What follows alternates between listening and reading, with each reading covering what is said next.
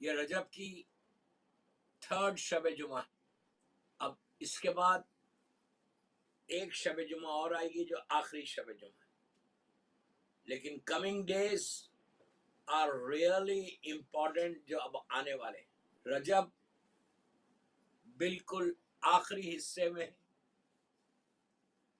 یہ مہینہ گزر جائے گا تو جو رحمتوں والا مہینہ تھا، یہ برکتوں والا مہینہ، اس مہینے میں سب سے زیادہ جس چیز کا، جس تسبیح کا فورس ہے، اصرار ہے اور سٹرس کیا گیا، وہ ہے استغفار، کہ رجب میں کثرت سے استغفار کرو،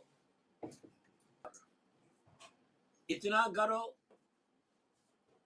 کہ اللہ تمہارے سارے گناہ معاف کر دے۔ اور شب جمعہ یہ اسی لیے ضروری ہے دوستو کہ صرف اپنے لیے نہیں کرنا ہے، بلکہ اپنے مرحومین کے لیے بھی کرنا ہے، اپنے ماں کے لیے، باپ کے لیے، بھائی کے لیے، بہن کے لیے۔ یہ مجلس رکھی اس لیے گئی کہ مرحومین کو اس کا ثواب پہنچے۔ At least once in a week you can remember your marhumins. At least once in a week. اگر آپ نے یاد کر لیا تو you are the luckiest person. Believe me, you are the luckiest person. اس لیے کہ تمہاری ماں تمہارا انتظار کر رہی، تمہارا باپ تمہارا انتظار کر رہا۔ آج آپ کو اس کا احساس نہیں ہو رہا، ایک روٹین میں آ گئی ہماری لائف، ایبسلیوٹلی روٹین میں آ گئی کہ ہر شب جمعہ مجلس ہو رہی۔ جیسا رجب میں ہم اپنے لیے اللہ کی بارگاہ میں دعا کر رہے کہ اللہ رجب کی جو برکتیں اور جو رحمتیں ہم پر نازل کر۔ 1 سال کے بعد یہ مہینہ آنے والا، آپ ایزی مت لو، رجب کو ایزی مت لو، Rajab is going so fast so fast. 21ویں رجب کی رات آ گئی، ہم اتنا ایزی لیے کہ 21 دن چلے گئے۔ اب 21 دن میں آپ سوچو کہ آپ نے کیا کیا اپنے مرحومین کے لیے، آپ نے کیا رجب کی برکتوں کو لیا، رجب کی کیا رحمتوں کو آپ نے حاصل کیا۔ اگر آپ نے نہیں کیا تو ابھی بھی موقع ہے، ابھی بھی موقع ہے۔ آنے والے دن، آنے والے ایام اور امپورٹنٹ آتے جا رہے ہیں۔ جیسا ماہ رمضان کی امپورٹنس ہے، جیسی ماہ شعبان کی امپورٹنس ہے، اسی طرح ماہ رجب کی۔ یہ 3 ہی مہینے ایسے ہیں سال میں، آؤٹ آف 12 months اللہ نے یہ 3 مہینے برکتوں کے لیے رکھے۔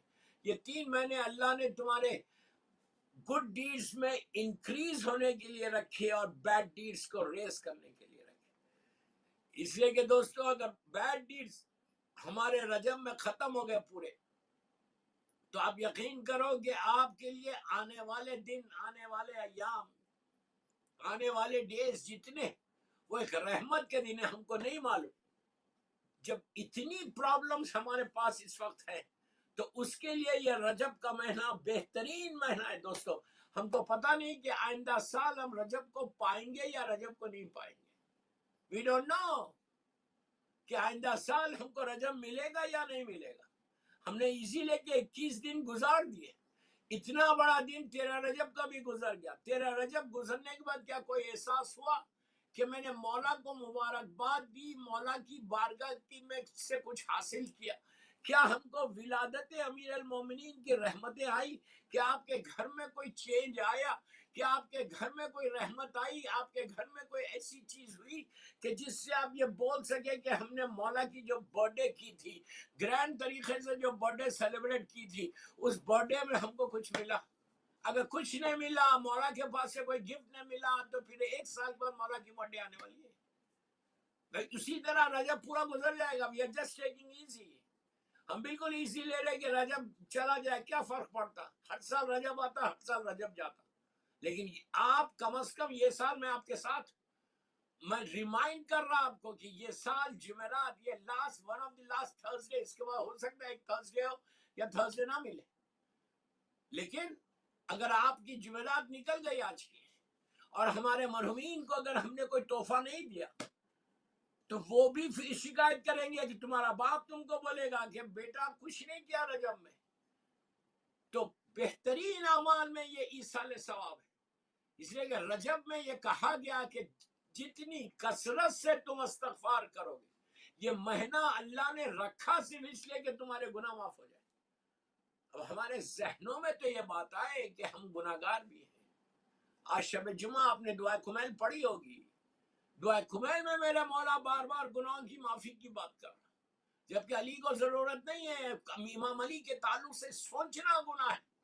میں بار بار یہ جملہ بولتا ہوں کہ مولا علی کے تعلق سے سوچنا گناہ، وہ علی کے جس کے نام سے ہمارے گناہ معاف ہو جائے۔ لیکن آج دعائے کمیل میں میرا مولا کیسے تڑپ تڑپ کے آج دعا مانگ رہا ہے۔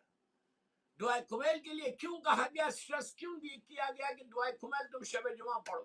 اس لیے کہ شب جمعہ رکھی ہے اللہ نے رحمت کے لیے، شب جمعہ رکھی ہے اللہ نے تمہارے گناہوں کو معاف کرنے کے لیے۔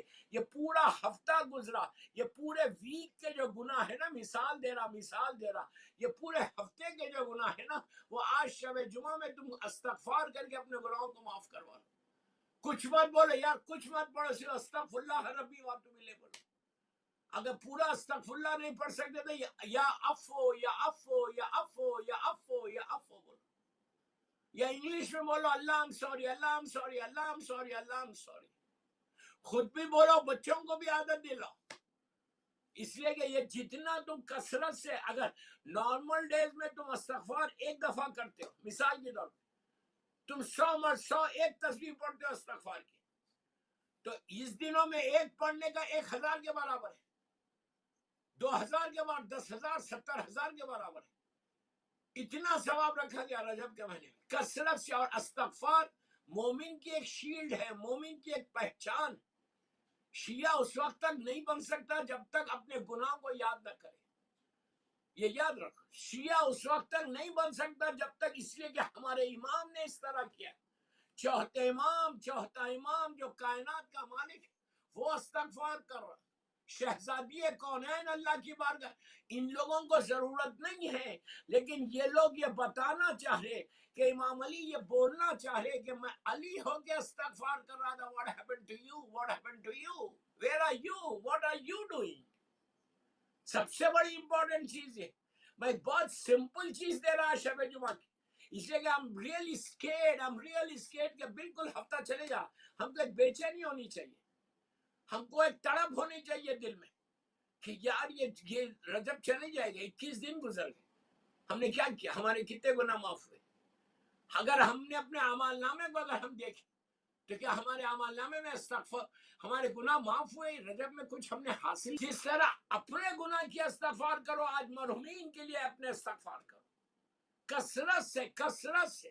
اب یہ کم از کم جو ایک ہفتہ باقی ہے، اور ان ایام میں کثرت سے روزانہ 100 200 1000 مرتبہ بولو الفو الفو الفو الفو۔